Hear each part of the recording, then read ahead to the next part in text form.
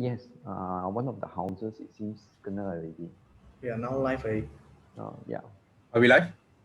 Yeah, I saw the we are thing live. live on Facebook. All right, we are live on Facebook. So I'm gonna the link. wait. I got to play the screen first. The video. Share screen. Where is the... So once we play the video, I'll try and can you see the yeah, can see. Can you see the video? Yeah. Yeah. Okay. Can. Let me try and see the. See whether got sound or not.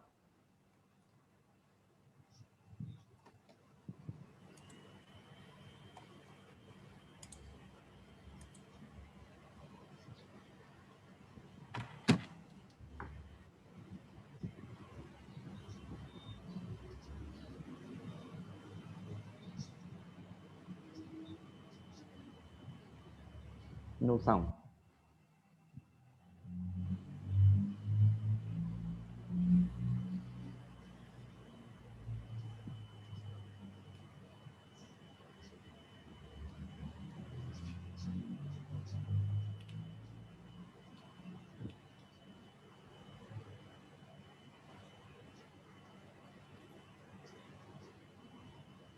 Shahrul, Right. I think you need to click the share computer sound, right? All right. Wait. True. Okay, I think I'll. Correct. Oh, I forgot. No sound. Thank you. Wait, you just. Oh my God. Yeah. Oh. Yeah. Wait.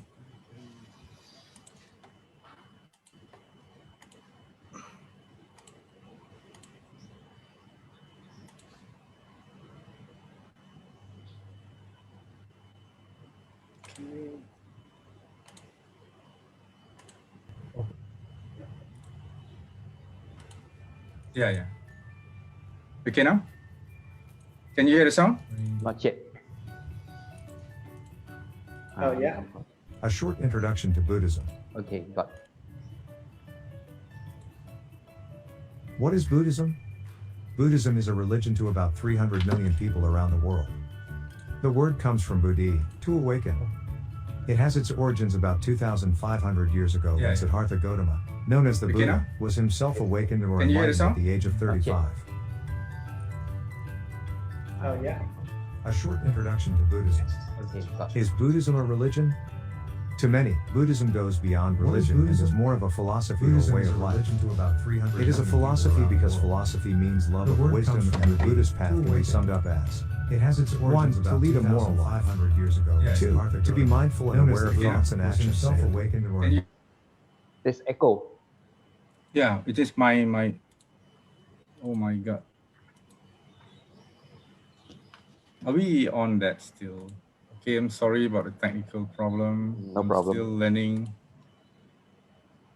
Okay, we're gonna share. Where are you? I'm gonna open first.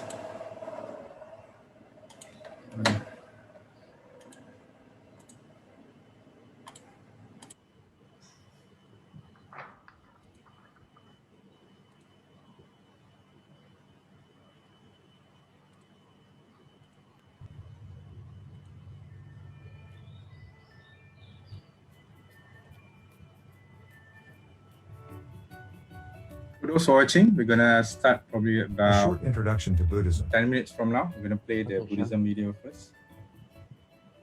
What is Buddhism? Buddhism is a religion to about 300 million people around the world. The word comes from buddhi, to awaken. It has its origins about 2,500 years ago when Siddhartha Gautama, known as the Buddha, was himself awakened or enlightened at the age of 35.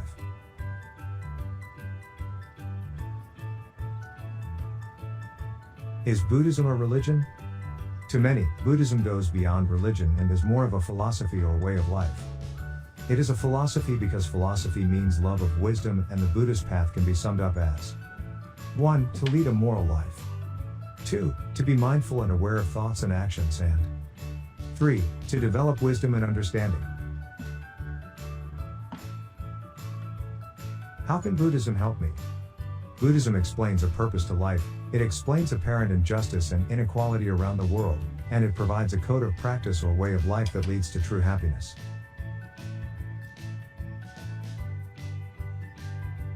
Why is Buddhism becoming popular? Buddhism is becoming popular in Western countries for a number of reasons. The first good reason is Buddhism has answers to many of the problems in modern materialistic societies. It also includes, for those who are interested, a deep understanding of the human mind, and natural therapies, which prominent psychologists around the world are now discovering to be both very advanced and effective.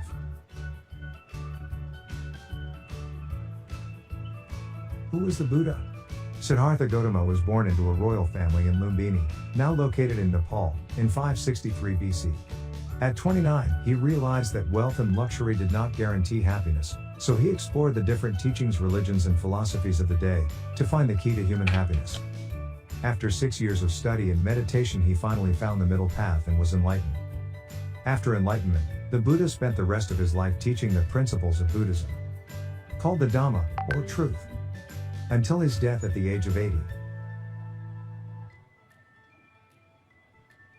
Was the Buddha a god? He was not, nor did he claim to be. He was a man who taught a path to enlightenment from his own experience. Do Buddhists worship idols? Buddhists sometimes pay respect to images of the Buddha, not in worship, nor to ask for favors. A statue of the Buddha with hands rested gently in its lap and a compassionate smile reminds us to strive to develop peace and love within ourselves. Bowing to the statue is an expression of gratitude for the teaching. Why are so many Buddhist countries poor? One of the Buddhist teachings is that wealth does not guarantee happiness, and also wealth is impermanent. The people of every country suffer whether rich or poor, but those who understand Buddhist teachings can find true happiness.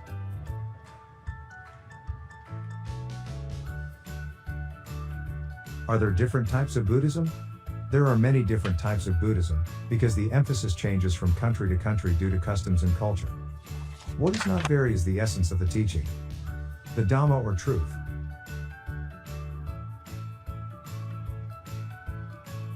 Are other religions wrong? Buddhism is also a belief system which is tolerant of all other beliefs or religions. Buddhism agrees with the moral teachings of other religions, but Buddhism goes further by providing a long-term purpose within our existence, through wisdom and true understanding.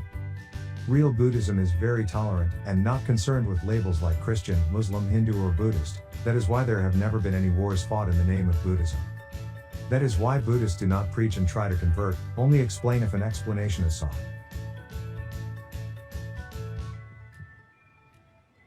Is Buddhism scientific? Science is knowledge which can be made into a system, which depends upon seeing and testing facts and stating general natural laws. The core of Buddhism fit into this definition, because the Four Noble Truths can be tested and proven by anyone. In fact, the Buddha himself asked his followers to test the teaching rather than accept his word as true. Buddhism depends more on understanding than faith.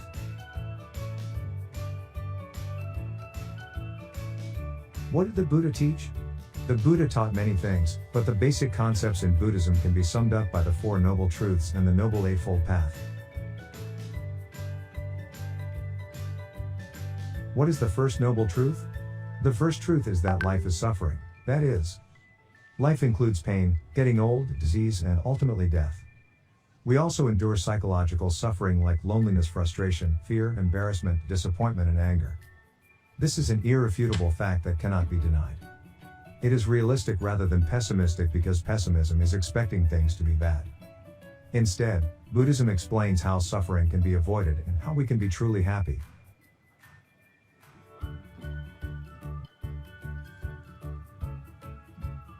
What is the second noble truth? The second truth is that suffering is caused by craving and aversion. We will suffer if we expect other people to conform to our expectation, if we want others to like us, if we do not get something we want, etc. In other words, getting what you want does not guarantee happiness. Rather than constantly struggling to get what you want, try to modify your wanting. Wanting deprives us of contentment and happiness.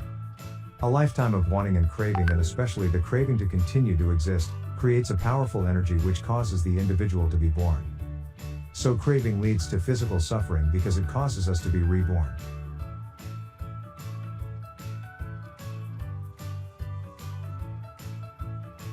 What is the third noble truth? The third truth is that suffering can be overcome and happiness can be attained, that true happiness and contentment are possible. If we give up useless craving and learn to live each day at a time, not dwelling in the past or the imagined future, then we can become happy and free. We then have more time and energy to help others. This is nirvana.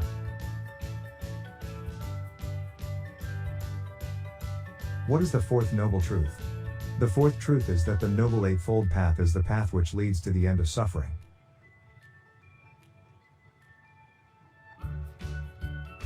What is the Noble Eightfold Path? In summary, the Noble Eightfold Path is being moral, through what we say, do, and our livelihood. Focusing the mind on being fully aware of our thoughts and actions. And developing wisdom by understanding the Four Noble Truths and by developing compassion for others.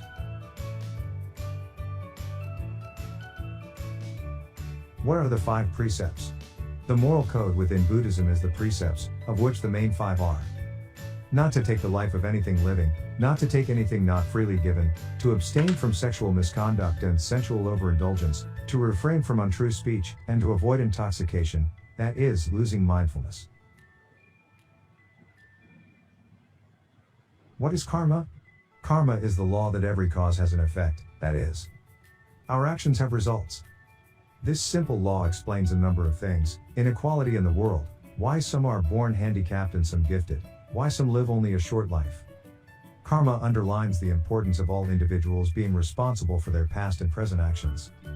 How can we test the karmic effect of our actions?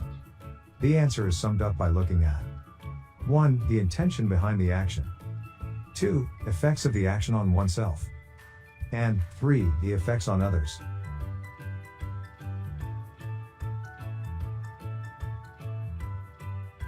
What is wisdom? Buddhism teaches that wisdom should be developed with compassion. At one extreme, you could be a good-hearted fool, and at the other extreme, you could attain knowledge without any emotion. Buddhism uses the middle path to develop both.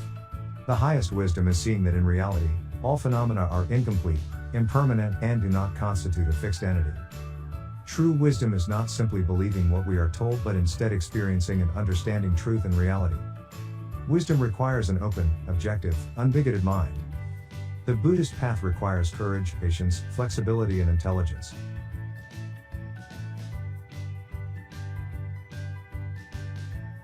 What is compassion? Compassion includes qualities of sharing, readiness to give comfort, sympathy, concern, caring. In Buddhism, we can really understand others when we can really understand ourselves, through wisdom.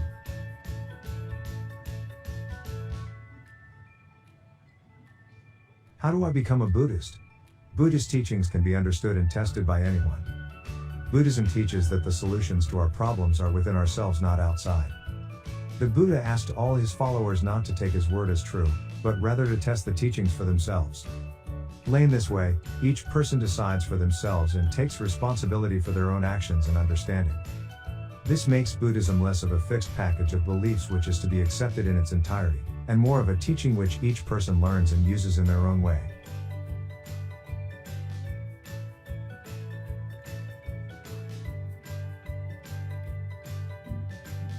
Thank you for watching. Be happy and enjoy your wonderful life.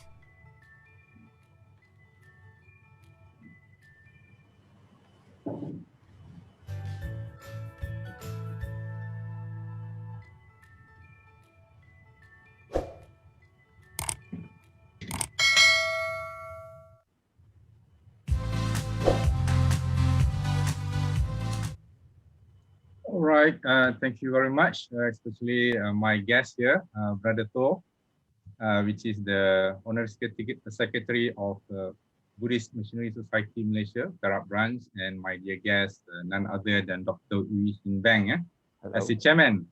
Hello, Dr. Ui, how are you today? Fine, Brother thank Tor? you. How are you? All right, thank you. And those who are watching live now, we got quite a number of viewers, especially those the regulars, Eddie, got Pat, and those on the interface group. Thank you for watching, guys. We make it as all the previous past session, we make it very casual. Very santai. We can rojak, boleh cakap bahasa Malaysia, boleh cakap English. Feel free. And we also can interject, but politely.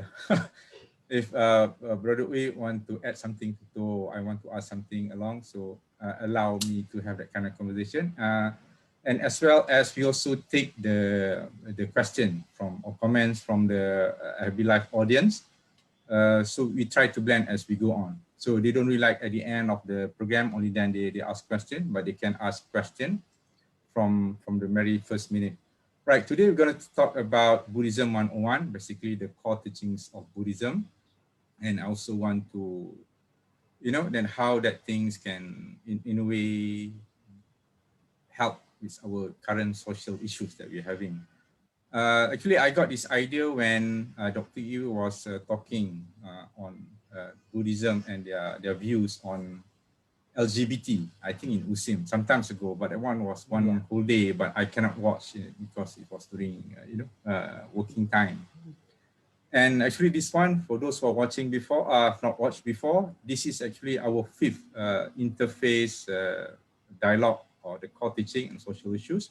We started on 6th February during the World Interreligious Harmony Week, where we got 20 people from 8 different groups talking about their belief and how we can make this world a better place, despite our differences in religion and faith.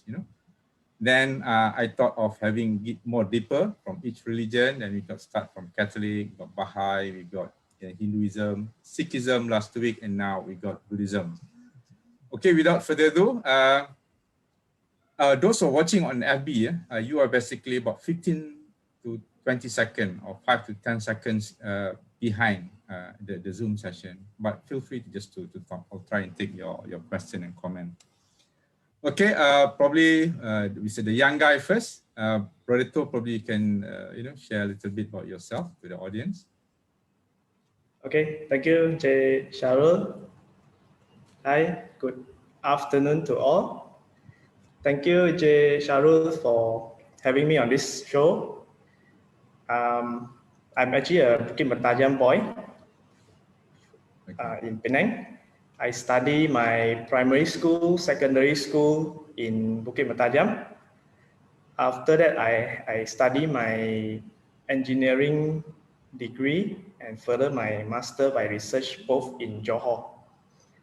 After that, I work in Johor, Singapore, and now back in Malaysia and work in Ipoh as an engineer.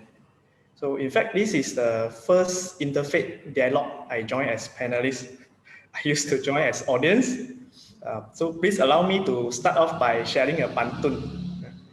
Buah cempedak di tepi pagar, ambil galah tolong jolokkan.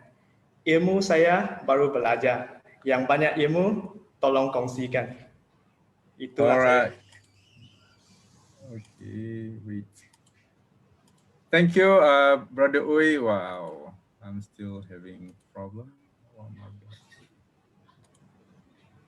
Okay, now you're not baru belajar. We all baru belajar. We are learning from each other.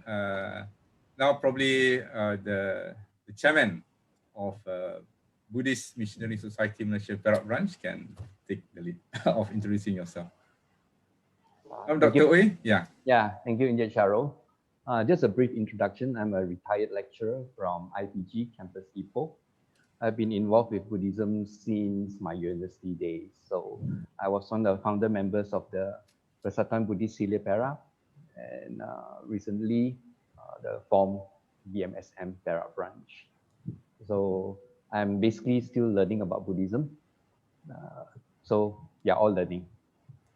So glad that you have called us, invited us to share. So we will share what we can. So if there are any shortcomings, please forgive us also. We are not experts, we are just sharing. Thank you very much.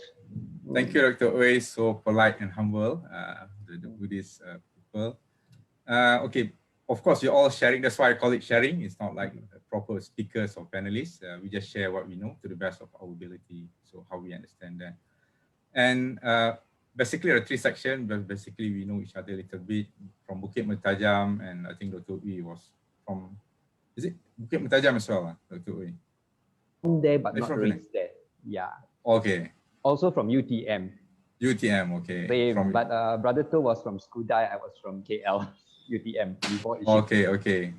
I'm also from Perak. I was from Hilir, Perak, from Tablintan, or yeah, Tablintan, we're from Perak. So basically, we are. All right, so Brother To, you said before that, now we're going to the second one. Probably you just talk about more about Buddhism. You said last time, you you're born into Buddhist, but now so you choose to be a Buddhist. Probably you just can tell us why you make that decision, and probably a bit of of Buddhism as well. Okay. Yeah, Shahrul. Yeah. So I was born in a Buddhist family, so to speak, and after that I decided and I chose to be a Buddhist because I find the Buddha Dharma, which is the Buddha's teaching, is actually very practical, and you can actually experience it yourself through your own life. You can put into practice, and personally I find it actually very helpful. After I learn, the more I understand, most of the time is actually to deal with ourselves, the inner us.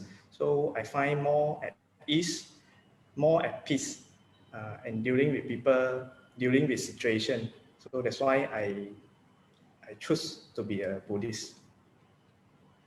All right. Thank you, Dr. Oi. Before that, you are now the chairman. So basically, what are you doing at BDSM? BMSM. Okay, Basically, we have actually a lot of plans, but because of the COVID and the MCO, many of our plans have been shelved. For example, in Perak, actually the BMSM was formed under the advice of our advisor. Okay, Dr. Uis is freezing. Okay, sorry. No Can you problem. hear me now? Yeah, sure. Okay. So actually Bante Mahinda, our advisor, he actually wanted BMSM to be formed in every state. So one of the members actually approached me and said, Brother Ui, could you help us form the society? And I said, okay, since I'm retired, why not? So that's how BMSM Perak was born 2 years ago because of this initiative. So our plan is actually like in Perak, especially among the English-speaking group, we have very few Buddhist activities. It's very limited. So we thought of, okay, why not encourage more English-speaking Buddhists who wants to know about Buddhism to have an avenue to learn about Buddhism. So this is what we are trying to do. Of course, another thing is we try to attract more young people to come in, to join and find religion to be something useful and not something outdated. All right. So basically, missionary meaning to say you try to reach within your own circle as well, probably to others to explain about Buddhism. Yeah. Is that true? I mean, because they call it missionary. Normally, missionary, they call actually, Christian missionary, Muslim missionary. They also have that. Missionary is a very misnomer. Okay. In the sense that we even asked our the main branch headquarters, why did you use the word missionary? Whereas basically Buddhism, we don't do missionary work in the sense that we only people approach us, we will explain to them. But if people don't approach us, we won't go and tell people, hey, come. Do you want to learn about Buddhism? Let me tell you about Buddhism. We don't do it that way. So it's actually a misnomer. But because it's already in the ROS, the name is there. So we said, never mind, I'll leave it as it is, okay, even though it caused actually quite some misunderstanding to the word missionary. All right. Yeah, normally Buddhism, they're not so missionary like Hinduism. Yeah. They're just very keep to themselves. Yeah. I mean, to a certain extent. Yes. Okay, but it's okay. But I thought I read something like saya seorang Buddhist. I think probably this is from the Theravada. But I think most of the teaching are a bit similar. But I think even during the Buddhist time, what I've read is even the Buddhists, they also went to places and probably shared his teaching or his views on life and how to get enlightening. Is that true, Dr. Oi? I mean, if you love or you care for the people, of course you share what you love. How do you Yes, believe what is definitely. right? Correct, though. Yeah. But you don't, Yes. of course, what you cannot do is you lie, you cheat, and make or you force people to convert or to. I think Buddhism does not have that idea of conversion actually, Yeah. because to Buddhists, even like our late chief, it says he's very proud. Our late chief, Dr. K. Sri Dhammananda, he was very proud to announce that all his years as a Buddhist monk, he has never converted anybody to Buddhism. Okay. Because Buddhism doesn't subscribe. You're phrasing yourself from your line not so good. Yeah. Okay. Again. Go on. Yeah. Because Buddhism does not subscribe the idea of conversion. Conversion is like you're saying you are better than other people, which is not the case in Buddhism. All right. Maybe so Brother Brother Tol, probably you want to add something? Yeah, on the term just now, probably is the translation between different languages. In fact, our BMSM, the word is actually Dhamma Duta, maksudnya kerja-kerja yang berkaitan dengan Dhamma, maksudnya natural law, kerja-kerja yang berkaitan dengan the Buddha's teaching. But when we translate it to English, the missionary sounds very big. Yeah. Thanks. Okay. Of course, there is. We don't want to argue on that. I don't, especially myself, I don't argue on terminology, and we go on the spirit. But I think there is no one that should be forcing anyone. Like I think Buddha also probably was born as, if I'm mistaken, is Hindu, right? And he found. Yeah. Correct me if I'm wrong. Yeah. I mean, it became. Of course, people. As long as you don't, you don't force your view on people, I think it should be okay. Even if you want to say for argument's sake, I think all religions are similar. It's just that we are more, like you said, we are better than you. No. It's not in that sense. There is no force in religion. It's really up to you. In fact, if you want to use terminology, Islam said they call it revert instead of convert, because you go back to the original. I mean, that's how we believe. One people, one God, one humanity. Of course. And one world. All right, without further ado, probably Dr. Uy nak share sikit pasal the core teachings of Buddhism. What are the core concepts of core belief in Buddhism? Can you allow me to share the screen? I allow you to share. Okay, I will start off with this one. Yeah. Okay.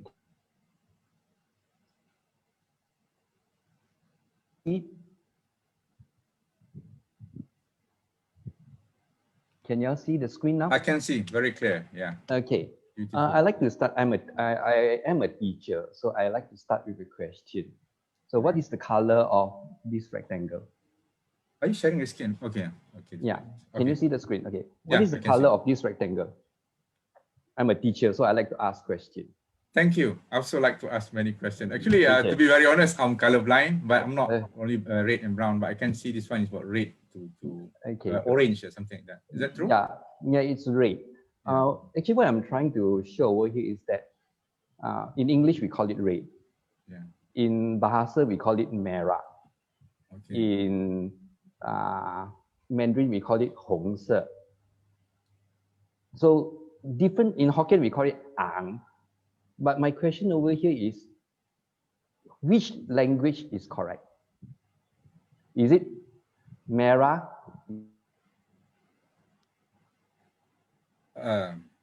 Who is correct? Everyone is correct. Everyone is correct. So what I'm trying to get at is this. In Buddhism, we do not claim to be the owner of truth.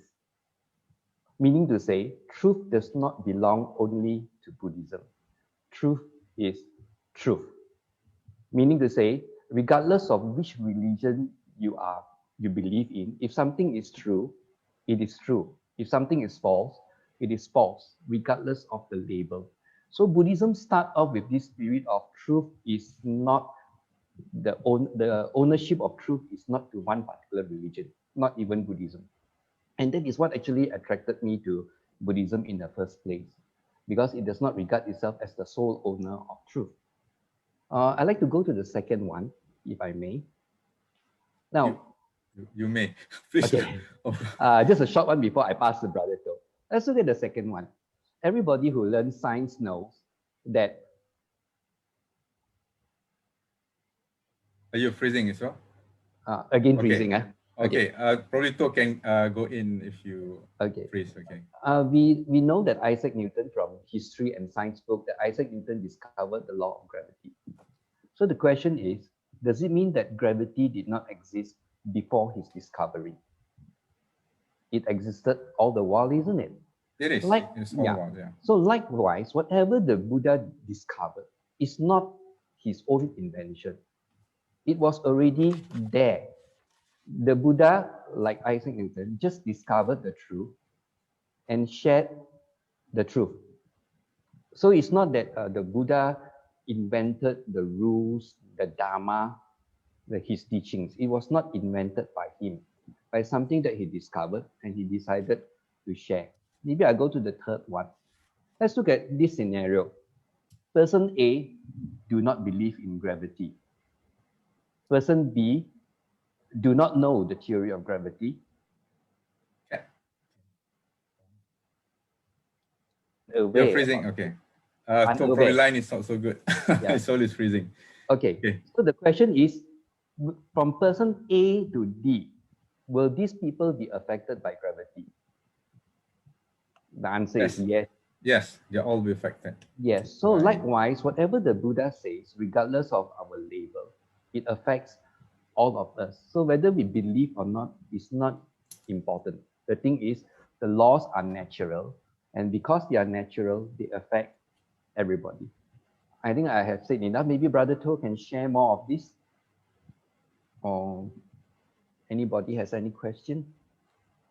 Angeline says Buddhism is more philosophy, I think, like the video, and it's not a religion. Brother To, would you like to tackle Angeline's last question?